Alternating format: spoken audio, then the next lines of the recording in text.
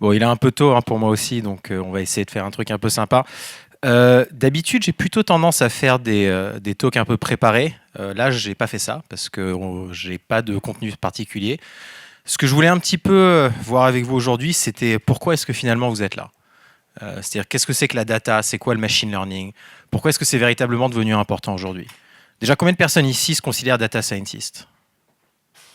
Bon, moi, je veux dire ce qui m'a intéressé quand je m'y suis mis. C'était en 2003. Donc, j'ai eu la chance en fait d'avoir commencé à coder assez jeune quand j'avais 10 ans. Parce que ma mère en avait un petit peu marre de me voir démonter tous les appareils électroniques de la maison. Donc elle m'a dit bah, mets-toi devant un ordinateur, c'est de la technologie, ça te servira peut-être et au moins ça coûtera moins cher que de remplacer toutes les machines à laver et les télés. Et quand je me suis mis à programmer à l'époque, c'était vraiment avant tout ce qui était data science, c'était vraiment à l'ancienne, quoi, j'ai envie de dire. Et quand je suis parti étudier à l'université en 2003, je m'ennuyais tellement que finalement j'ai commencé à m'intéresser à des cours un petit peu plus avancés, comme l'intelligence artificielle, comme les algorithmes évolutifs. Et ce que je me suis aperçu en faisant un projet là-dedans, je me souviens très bien, c'était le premier projet que j'avais fait, c'était un projet sur la prédiction de comment est-ce que certains patients vont réagir à certains types de médicaments. Donc en fait, essayer de voir quelles seraient les thérapies les plus effectives pour certains types de patients en fonction de leur ADN et tout ça. Et à l'époque, les méthodes qui existaient, qui étaient extrêmement basiques, marchaient pas très bien. C'est-à-dire que 2 fois sur 3, en fait, on avait raison, mais 1 fois sur 3, on se plantait complètement. Et je me souviens que j'avais eu une discussion avec quelqu'un dans l'université qui me disait bah, tiens, t'as qu'à regarder un truc qui s'appelle le machine learning. Je n'avais aucune idée de ce que c'était que le machine learning à l'époque. Hein, c'était en 2003, donc il y a 16 ans. Et quand j'ai commencé à regarder ça, et quand j'ai commencé un petit peu à m'intéresser au sujet, quand j'ai commencé à m'en servir et que j'ai vu que finalement on était capable de faire des choses que les humains n'étaient pas capables de comprendre, ça a complètement changé ma perception de ce que c'était que l'informatique. C'est-à-dire que pour moi, l'informatique, ça avait toujours été un humain qui devait comprendre quelque chose et programmer une machine pour le faire. Et là, d'un coup, avec le machine learning, j'ai compris que finalement, les machines étaient là pour apprendre ce qu'on avait envie de leur faire apprendre, même si nous-mêmes, on ne comprenait pas comment ça marchait. Et la vraie révolution de l'intelligence artificielle, finalement, c'est ça. C'est pas le fait qu'on soit capable de faire des choses incroyables, c'est véritablement le fait qu'on soit passé d'un monde où on programmait des machines à un monde où on apprend aux machines à faire des choses. Et donc, quand on change de paradigme comme ça, on s'aperçoit que finalement, ça s'applique à peu près n'importe quelle industrie. Et donc, à l'époque, je me suis dit, bah, c'était clair que j'allais faire que ça. Donc, j'ai fait un doctorat là-dedans en 2007.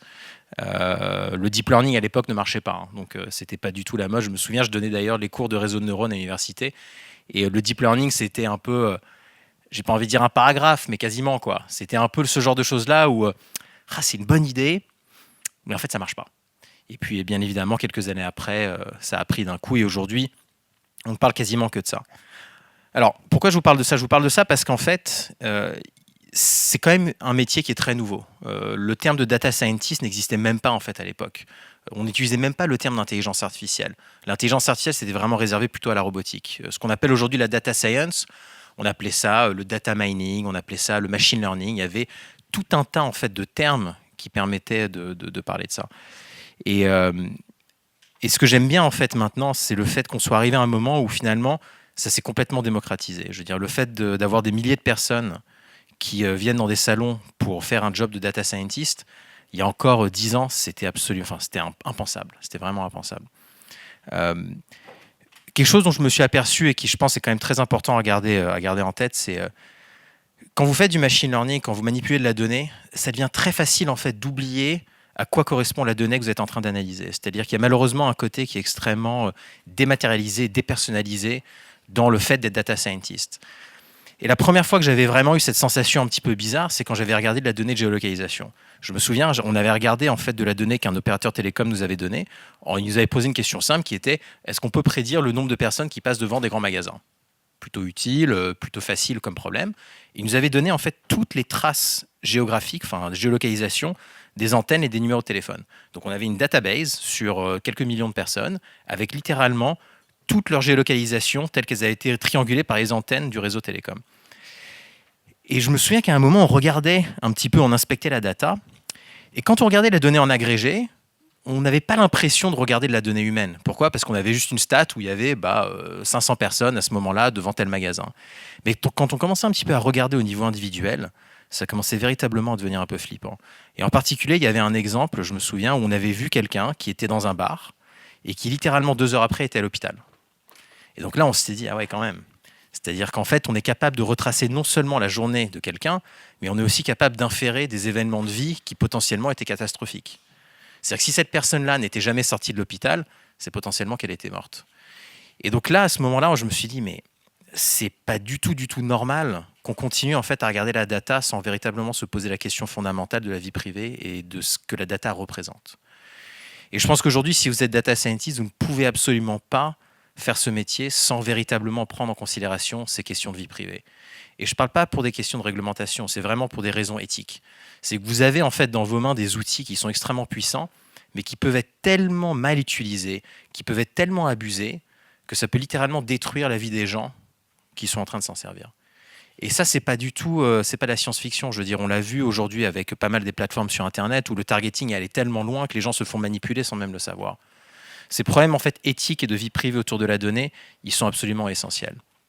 Donc voilà, je pense que mon message aujourd'hui, c'est pour vous dire que le machine learning, que la data science, c'est devenu démocratisé et que c'est justement à cause de ça qu'il faut commencer à se poser les bonnes questions. Parce que si c'est pas nous qui nous posons ces questions-là, ça sera certainement pas les personnes qui nous payent pour faire le métier. Voilà, merci. Vous avez des questions ? Pour donner un petit peu, alors pour t'expliquer un petit peu mon parcours, donc moi j'ai commencé à coder quand j'avais 10 ans. J'avais monté ma première start-up quand j'avais 14 ans, en 99. Et je suis parti ensuite étudier donc l'informatique. J'ai fait un doctorat d'intelligence artificielle. J'ai été aussi au Conseil national du numérique. Donc le premier rapport sur l'intelligence artificielle à l'époque d'Axel Lemaire, avant celui de Villani, c'était mon groupe de travail en fait qui l'avions co-autoré.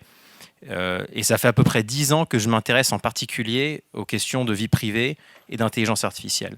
Et donc aujourd'hui, j'ai donc Snips, qui est ma startup principale, où on développe des technologies de reconnaissance vocale, mais qui tournent complètement sur les objets avec lesquels tu parles. Donc il y a zéro data qui est envoyée dans le cloud. Et à côté de ça, je suis en train de lancer une nouvelle startup dans quelque chose qui s'appelle le chiffrement homomorphe, pour ceux qui ne connaissent pas, qui est une nouvelle technologie de cryptographie qui permet de faire des calculs sur des données chiffrées directement. Donc tu peux faire du deep learning sans jamais déchiffrer la donnée. C'est-à-dire que tu reçois une donnée chiffrée d'un utilisateur, tu peux faire tourner un modèle de deep learning arbitrairement complexe, mais tu n'as jamais accès en fait à la donnée en elle-même. Donc ça, c'est une façon de résoudre le problème de vie privée, même quand tu fais des calculs dans le cloud, quoi. Voilà. Mais bon, ça, cette startup n'existe officiellement pas encore. Voilà. Donc vous êtes les première fois que j'en parle publiquement, d'ailleurs, je pense. Voilà. Ça, c'est une petite salle, hein, vous n'allez pas en parler, donc c'est bon. Donc, mais regardez vraiment, le chiffrement homomorphe, ça va être un petit peu un truc qui va être, je dirais, semi-obligatoire dans la data science, à partir du moment où vous allez manipuler des données sensibles. Mais c'est très obscur, hein. C'est comme si tu parlais de deep learning en 2008, c'est-à-dire que ceux qui sont dans le milieu, ils savent que ça commence à marcher, mais c'est pas du tout démocratisé, quoi. Tu as 40 personnes qui bossent dessus dans le monde. Bon, bah merci en tout cas, hein. Salut.